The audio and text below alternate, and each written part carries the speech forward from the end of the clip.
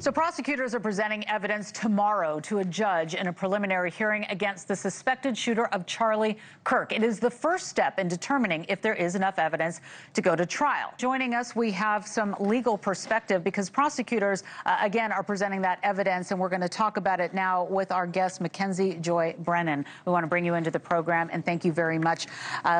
What a story that we are covering here, and a lot to try and understand. The 22-year-old suspected shooter, as we mentioned, facing 7 charges. So when you take a look at this, and with prosecutors presenting evidence for a trial, what do we think we're going to learn this week?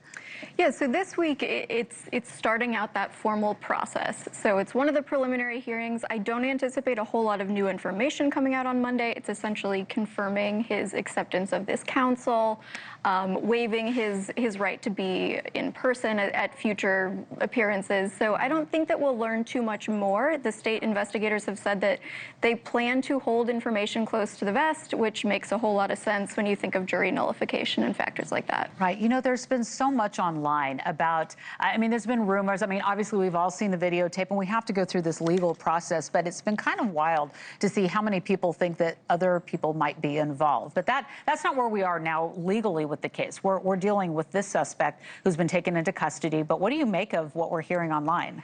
Correct. And I think anything of this scale, you're going to see opinions like that come out. It's something that has a lot of people feeling a lot of feelings. It's one of the most televised incidences that we've seen on this scale. And so it's inevitable that people speculate about this sort of thing. We'll see where the evidence leads. It's very, very early in terms of an investigation and even a case, and they've moved very quickly. So I think we just have to wait and see. Right. And of course, officials have released some information about the shooter. Let's take a listen to that together. Robinson's mother explained that over the last year or so, Robinson had become more political and had started to lean more to the left, becoming more pro-gay and trans rights oriented. She stated that Robinson began to date his roommate, a biological male who was transitioning genders. When asked why he did it, Robinson explained there is too much evil and the guy, referring to Charlie Kirk, spreads too much hate.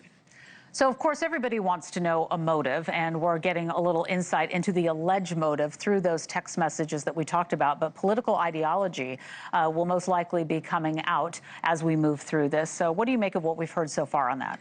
Yeah, the evidence is really interesting, and I think it'll be interesting to watch the Utah charge come out. So if you compare the New York State hate crime statute, for instance, usually we focus in New York State on immutable characteristics, but Utah's statute does include political expression as one of the things that can fall under a hate crime statute. Okay. It's also different from the federal.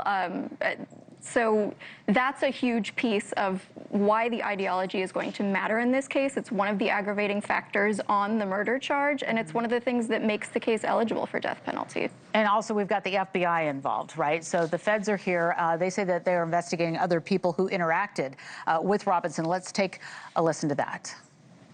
We're also going to be investigating anyone and everyone involved in that Discord chat. I see the public reports that the Discord thread had as many as 20 additional users. It sounds like you're trying to run down all of that. It's a lot more than that, and we're running them all down.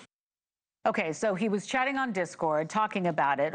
How does this tie in terms of, at least they're investigating it, we know that much, but what happens now? Yeah, and I think Reddit also will come into play. There are some accounts that apparently are tied to different folks, and in so many aspects of this case, there are challenging pieces that have to do with whether social media sites cooperate, whether they release users' identity, and if users' identities even are confirmed. It's a really difficult type of thing to investigate.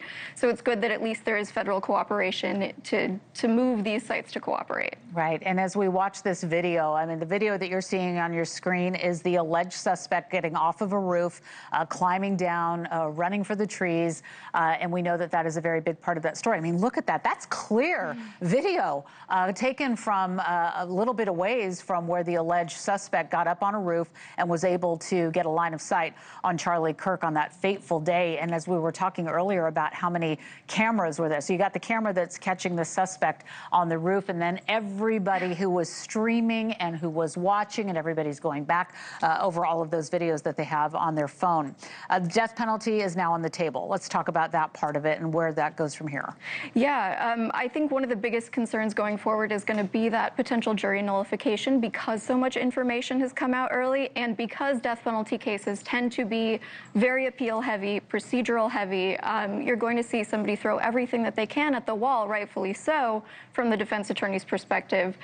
And all of these details coming out early, you know, they talked about DNA evidence in the preliminary press conference. Yes. So there's a lot of information that could be seen as prejudicial, and you're going to see this interplay between media interest and the state interest in keeping things close. Right. Well, I appreciate your perspective. Such an important case for us to follow. Mackenzie Joy Brennan, thank you very much for being here today. Appreciate you. Thank you for having me.